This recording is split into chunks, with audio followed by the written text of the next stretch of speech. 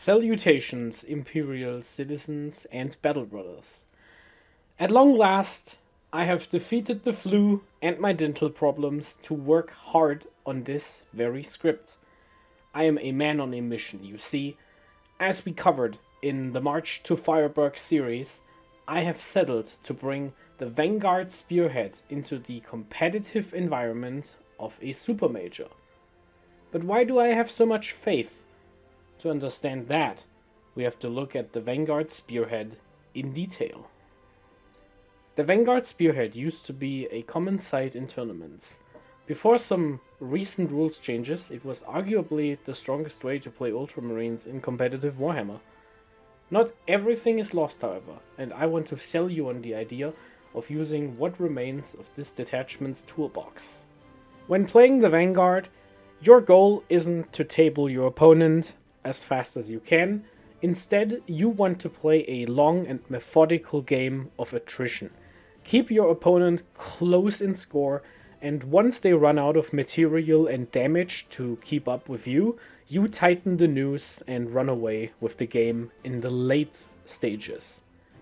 That means games played with the Vanguard are usually close. You try to win as close as possible. This means the Vanguard is in some ways really difficult to play, and the amount of game knowledge and positional knowledge you have to bring with you is exceeding that of most other detachments. Even a single mistake can cost you the entire game. The detachment rule is called Shadow Masters. All units gain cover and are harder to hit if the shooter is further away than 12 inches. This rule is annoying for a lot of shooting armies, and it applies per model, which means you can take cover saves on models outside of 12, even though the unit is within 12. Shadow Masters isn't a perfect rule. It doesn't help you much against pure dedicated melee armies like World Eaters, Orcs, or Blood Angels, and it also fails to do much into armies with widespread access to ignoring modifiers like Necrons or Tau. But in general, I think it is pretty good. Enhancements. The Blade Driven Deep.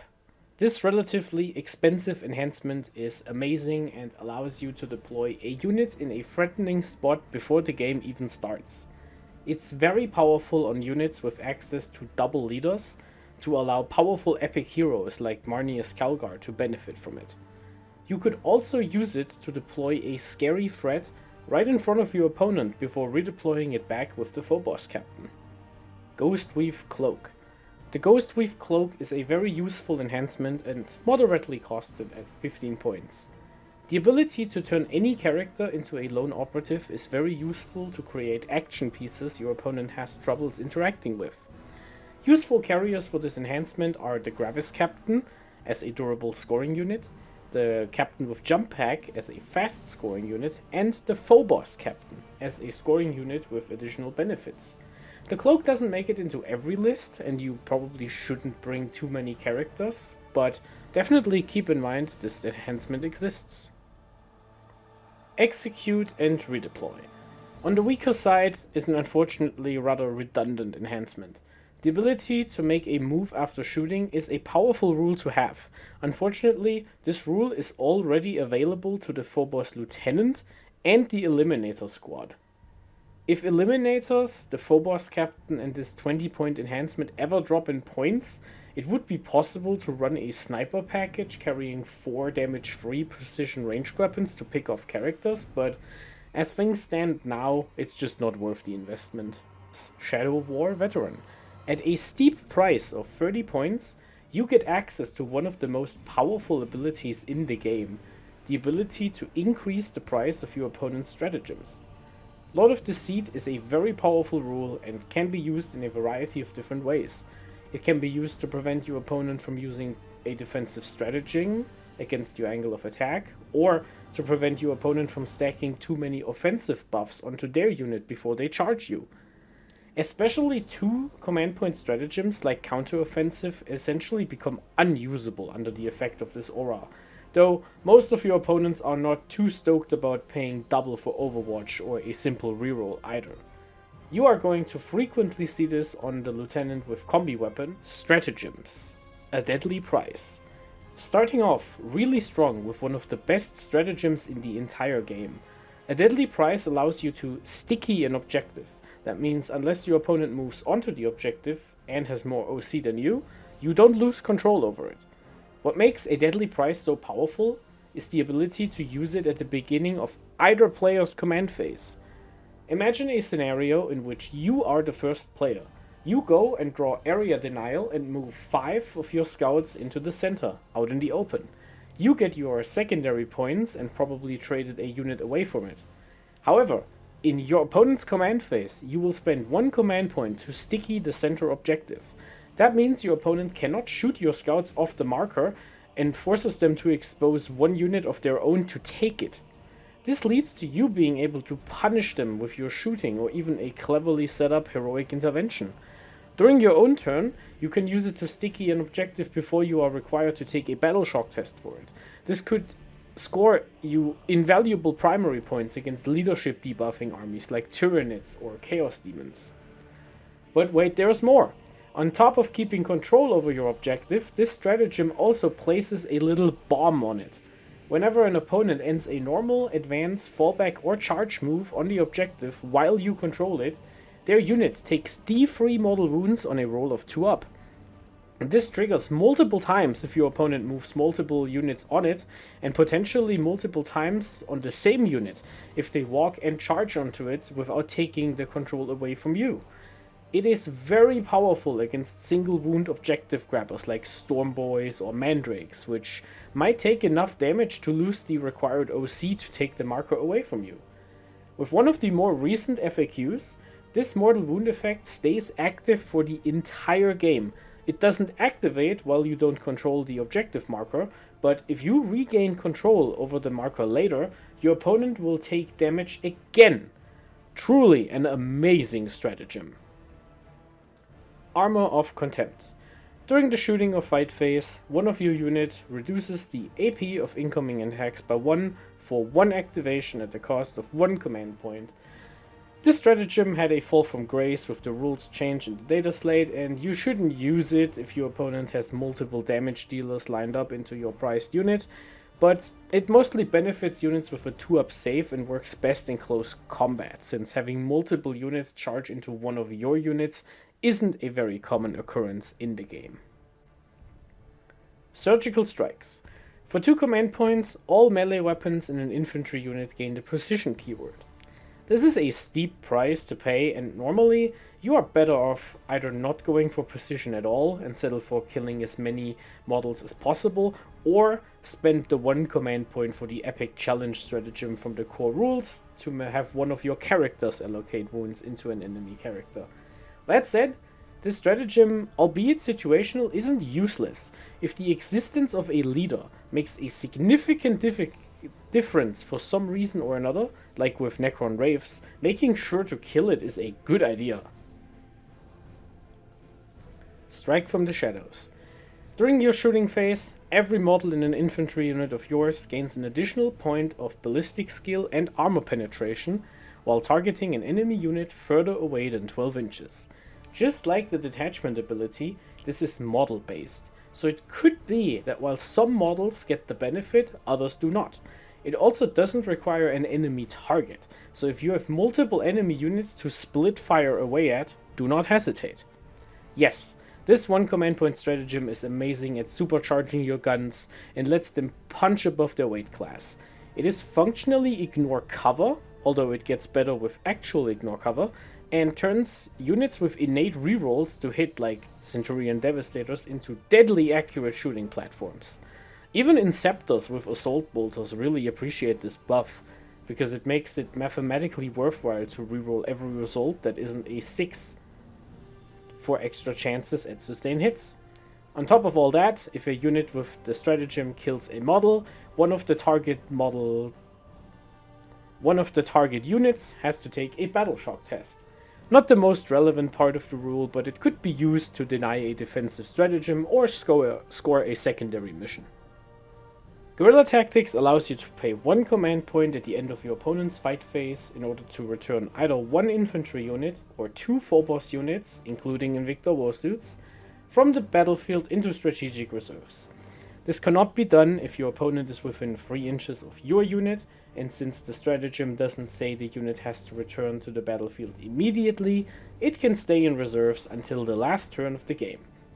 This is because of a clause in the mission rules pack, which includes units which entered the reserves during the game from being forced to arrive on the table on the 3rd turn or earlier.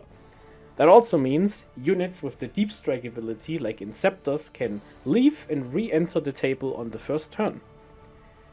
While definitely useful in certain scenarios on the Phobos units, the main way this stratagem is primarily used is to reposition otherwise slow units like Centurions or Gravis Marines. This allows these otherwise slow units to traverse the table and put themselves into new firing lanes.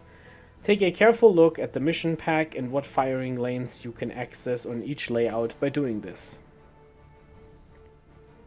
Calculated Feint. During your opponent's charge phase, if your opponent declares a charge and before any dice are rolled, an infantry unit of yours gets to make a reactive move. It makes a normal move of d6 inches or 6 inches if it's a Phobos unit. This stratagem costs 1 command point to use and is one of the most unique stratagems in the game. As of the writing of this video, no other army in the game has access to a reactive move with this timing. Some things to consider before we go into the applications. 1. You cannot move further than your movement characteristic. That means even if you rolled a 6 with your Eradicator unit, it still can't go further than 5 inches. Number 2. Your opponent cannot declare a new charge unless you move further than 12 inches away from their unit. This last part is very abusable. Let us look at some potential scenarios. Here we have a unit of scouts in the front of a building and an enemy vehicle ready to charge them. The scouts use Calculated Feint and move behind the wall next to them. The vehicle, still within 12 of the scouts, has to roll and fail its attempt to charge them because they are technically still a legal target for the charge. It is also possible to use the stratagem to make yourself unchargeable. Let's take a look at this big unit of Gravis Marines with a gap between them, with some scouts right before them. The enemy unit is in trouble. If they charge the scouts can move inside of your other unit, making it impossible for the charging unit to engage them without staying outside of 1 inches of your big Gravis unit.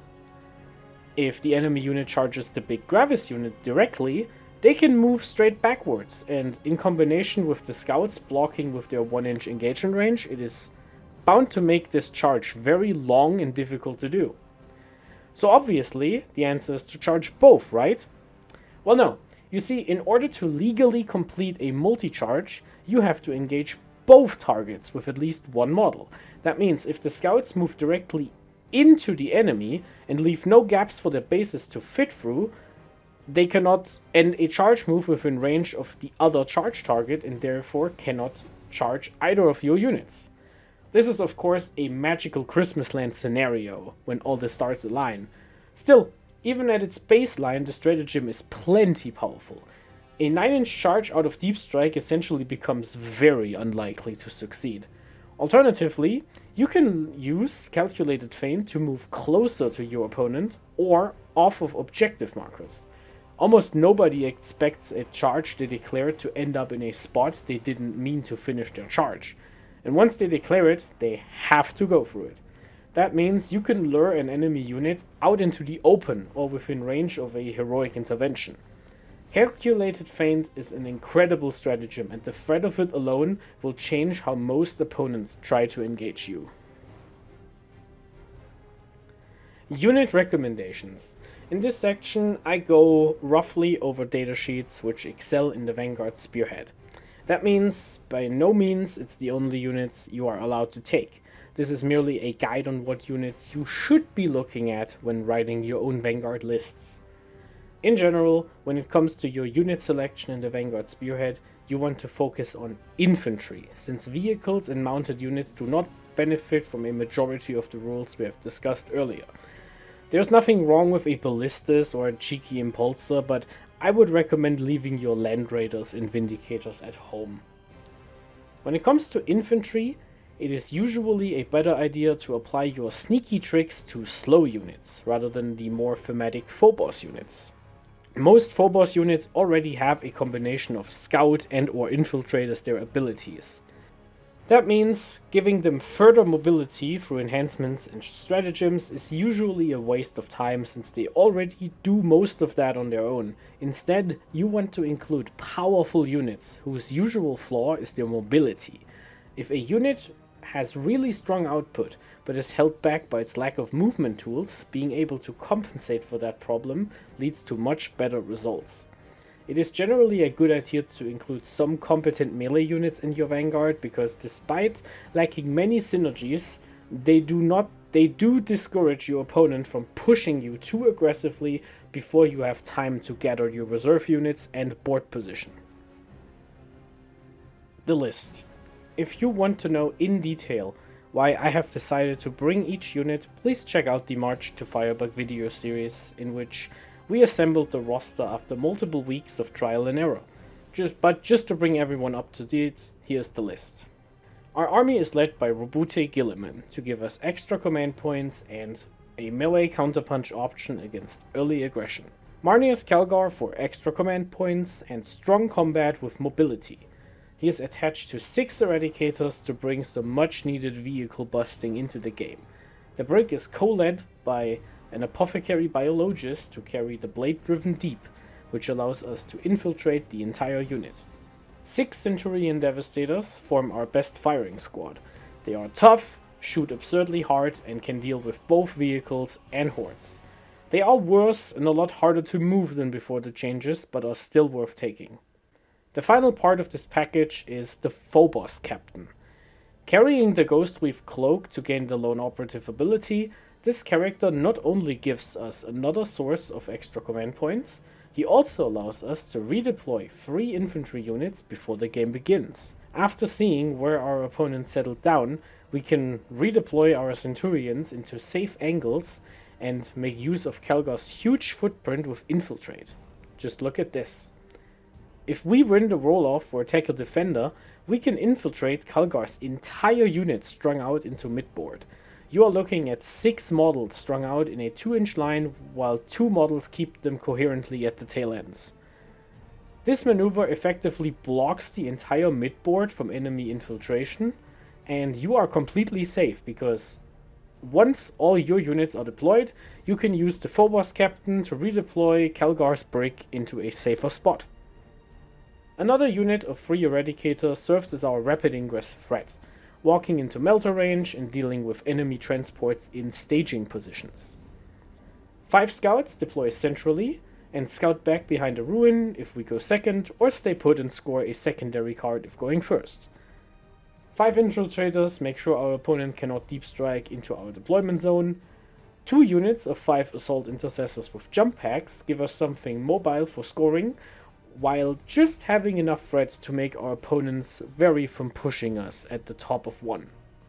5 Incursors serve as great action units with the ability to deal mortal wounds to enemies and buff your own shooting units. Last but not least are our trusty Desolation Marines. Making use of Gilliman's free command point, we can use Strike from the Shadows with the indirect fire to easily clear ourselves of any elves or scoring units from behind walls. And should push come to shove, they can step out and shoot some super crack at tanks. The list is set, but does it have what it takes to take on a 6-round Supermajor? Well, let's find out. Round 1. Necrons. It was evening at the hotel, and the idiot you are listening to right now managed to catch the flu on the literal day before the GT. Filled with more medication than Lucius the Eternal himself, I made my way to the table and found myself facing the Necrons in an Awakened Dynasty, featuring a fully kitted out 20 model warrior brig with Oracan for the Forb Invuln, a Royal Warden, and 2 Crypto Thralls, supported by Illuminoceras, 2 Doomsday Arcs, a Ghost Arc, and a few skirmish pieces like Flayed Ones, solo characters, and Tombblades. My opponent brought a very smart list to this event, With Knights and Eldar being the most popular armies, neither of them has the sheer volume of attacks or quality of blast weapons to chew through the regenerating bricks of Necron warriors. Unfortunately for my opponent, he was matched into the best blast profile in all of 40k. The mission was Terraform. I won the important go first roll, and after noticing my opponent had nothing within reach to the top objective outside of the Tomb Blades, I decided to kill them with my Desolation Marines and guarantee myself a turn 1 Terraform on my expansion objective. In the center, I set up a Terraform with my Incursors and successfully baited the Flayed Ones into contesting it with a charge, walking into a heroic intervention trap with Gilliman, which also scored me a second Terraform. The warriors stepped out, and the combination of Centurion missile launchers and Desolators managed to kill 19 of them. 19, unfortunately, was one short of greatness, and the Necrons were populated behind their home objective wall. I was, however, successful in stranding Ceres away from the warriors, and my opponent had to hold the warriors back for 2 turns before getting back to full strength. I redeployed the Eradicators to the bottom flank and managed to hold on just long enough to make sure my opponent had no way to get back into the game. Ultramarines victory. Round 2. Imperial Knights. After one night of sleep, I felt just as bad as before. The overpriced cough drops I was sucking on all day were definitely my best friend at the venue. But there is no rest for the weary, because we have 3 games to play today. It was bound to happen sooner or later, but I managed to run into Imperial Knights early. The mission is Burden of Trust on Search and Destroy deployment, facing 18 inches away from Canis Rex, a Cerastus Knight Lancer, a Cerastus Knight Atropods, and 4 Armigers split into 2 Warglaives and 2 Helverins. The list definitely has a lot of firepower between the 2 big knights with their flat 4 blast weapons. I do, however, have a very easy way to swing the material war due to my opponent's low unit count. My opponent's range weapons also do not appreciate the -1 to hit on all their guns at range. Search and Destroy is exactly what I wanted to play with the Vanguard, and it pays off in spades here. The Calgar brick can safely deploy into the staging spot and turn my side from the table, from Search and Destroy into Hammer and Anvil, giving me immediate field presence. I managed to go first and set up my unit to score. The Lonout Captain basically gets to guard the objective Calgar is on for the entire game, while I use my skirmish pieces to drag Armiger after Armiger into the open. My Centurions win a firefight against the Atropos and only lose 1 model, thanks to the power of Shadow Masters and defensive stratagems, with some rerolls sprinkled in. I think my opponent played the game too passively, and I would have been in more trouble had he shoved all 3 big knights into my army as fast as possible. Though I found out my guns had what it takes to tear down the Titans at relative speed. The game more or less goes my way, and when the Lancer fails a 4-inch charge and I even get a Calgar survive I didn't anticipate, we walk with an Ultramarines victory. Round 3. Orcs. Moving up the ladder and into the top table hall, I get matched into a really cool orc list, piloted by a Switzerland national player. The detachment chosen is one of my favorites, the Big Hunt, otherwise known as the Beast Snagger detachment, and it featured 2 full rigs full of angry boys with some bosses, some flash kits for support, a squad of commandos, and the full 24 Squig Hawk Riders. I don't go first, but manage to win the deployment role. I enact the plan and leave no space for the commandos to deploy, securing me an orc-free mid-board for now. We are playing Purge the Foe on Tipping Point. The orcs move up and I use my expendable units to present unfavorable charges with those screens. The Centurions, free from any ranged threats, settle up in my home field ruin and keep shooting the center objective free while I sticky it with some scouts. Sadly, I get caught off guard by a flash skid overwatch after a melee kerfuffle and leave Calgar and his last Victrix out of coherency, removing my feel no pain. Note to yourself, always keep your last Victrix within 2 inches of the man. Gilliman and the Centurions do a lot of damage, and I manage to hold on while the Orcs breach through my deployment line and engage me everywhere. Out of ways to kill the last Squeakhawk units, engaging the Centurions in my deployment zone, I decide to play forward and kill everything else. The Desolation Marines in particular were fantastic in this matchup and sweep one Orc unit after the other off the table. Especially notable was killing my opponent's Gretchen in the enemy backfield on turn 1, forcing my opponent to leave the Hunter rig empty and back to hold it.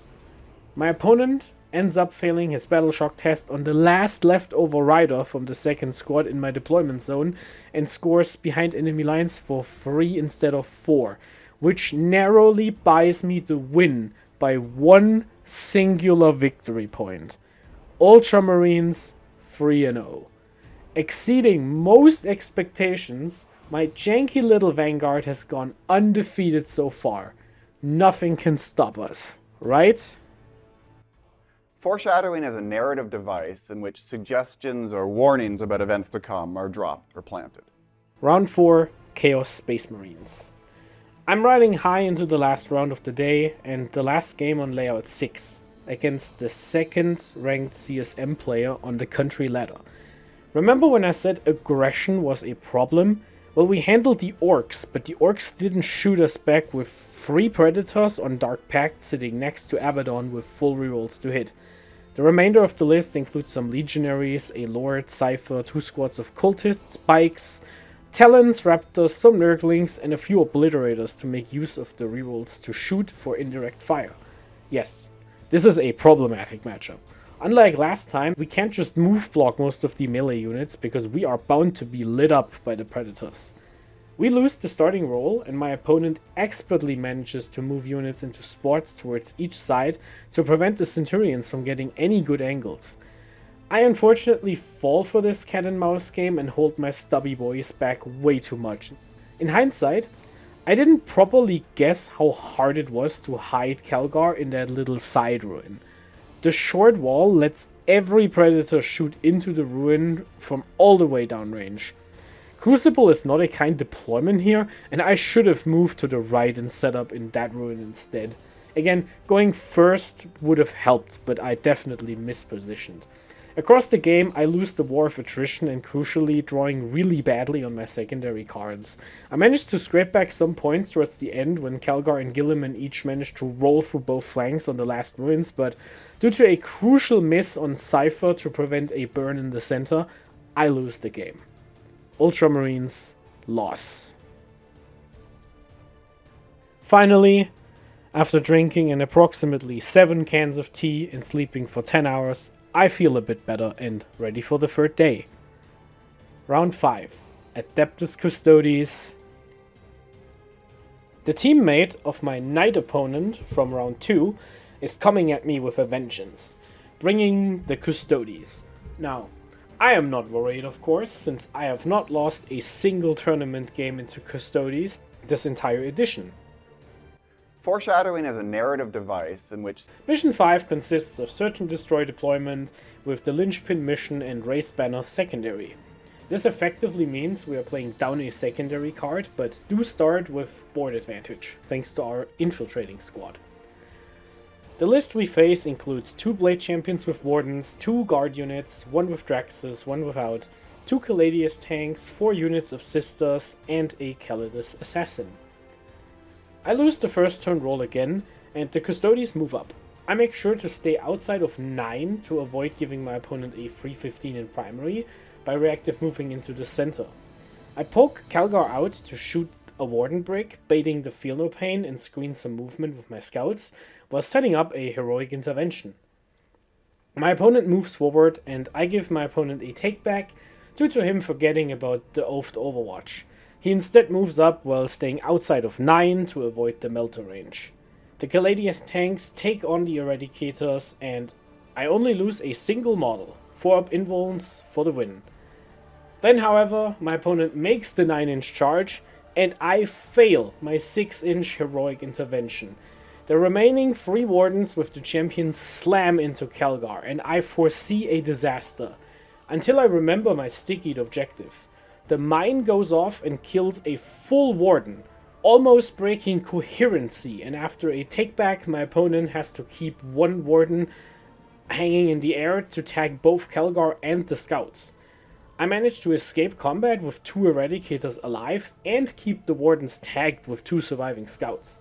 That means my opponent cannot reactive move away, as I set up the Centurions shoot and Gilliman charge combo into Wardens number 2. I sacrifice a unit of jump pack intercessors to cut off their escape by placing them behind the Wardens, rendering the reactive move impossible.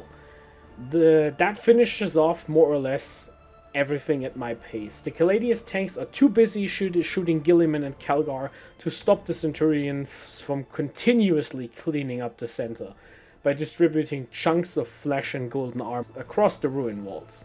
I managed to take the W and move on to my last game of the tournament. Ultramarines victory. Round 6, Thousand Suns. Taken hold, tipping point, raised banners, and a very highly ranked opponent. What else could possibly be required? Well, I would have appreciated to go first again, but sadly I'm in the lower third of those odds. The Thousand Suns managed to stage up into the center ruin and wanted to push the cultists to block space. I aggressively engaged the cultists with the incursors, while the Desolation Marines scraped the remaining ones off the board. With Magnus and the rubrics looming ahead, I go for a play. I charge Magnus. See, the Disc Sorcerer had to expose itself for a score, and the combination of killing him and tagging Magnus in combat would have prevented Doombolt plus Surge as an option for Magnus to leave. I grab my trusty jump pack intercessors and send them into Magnus with Armor of Contempt up. The plan more or less worked, except the Heroic King Rubric squad next to Magnus actually manages to kill the last 2 Space Marines. The Disc Sorcerer also survived, which at this point wasn't the real problem, but the Thousand Suns teleport and double moved around the corners to focus fire Calgar's breakdown to dust. I have to commit into killing Magnus and cannot spare enough Centurion shooting to get rid of the rubrics fast enough to win. Ultramarines loss. The mistake wasn't my plan, it was genuinely just to half-ass the plan. Had I accepted reality and also committed Calgar into the charge, my plan would have worked with Magnus and a rubric squad stuck in combat, while the Centurions pick up squad after squad per activation with the support of the Desolation Marines. Final thoughts. Whether you would call my performance consistent or stale, considering it's the same result as last year, I give up to you. Fact is, I didn't go negative with a list pretty much nobody believed in. This isn't to say the army is without flaws though. You definitely feel the Centurions being worse at best once per game and at worst every waking moment of it. The Desolation Marines were hotly debated pick, and I, in retrospect, think it was a mistake to bring them. While they did an outstanding job into the Orcs and would have been good into Eldar, I too often found myself passive with too many points of my army in the backline. Touching units behind walls is an amazing tool to have, but not strictly necessary if your list is built to make your opponent push anyway. The standout unit of the new Vanguard is the Phobos Captain, and my most used stratagem of the tournament, a deadly prize. The command phase sticky in the opponent's turn on an open objective was nothing short of priceless and scored me so many points and baited so many units out in the open. The mortal wounds were also very helpful at minimizing enemy OC values and melee attacks. For my efforts, and due to one other player not submitting a list, I managed to walk home with my best infection trophy and the 4-2 record again. I was probably one of the lowest 4-2 players though, because I never managed to score high while pushing the opponent down. The Vanguard finishes games tightly, even more so than before. If you want to swing for the fences, go with an Iron Storm or a Gladius and try to table people. If you want to ask anything else about the list, the events, or anything else, give me a tag in the Realm of Ultramar Discord. Thank you so much for waiting for me to finish this video. Courage and honor, we march for McCraig.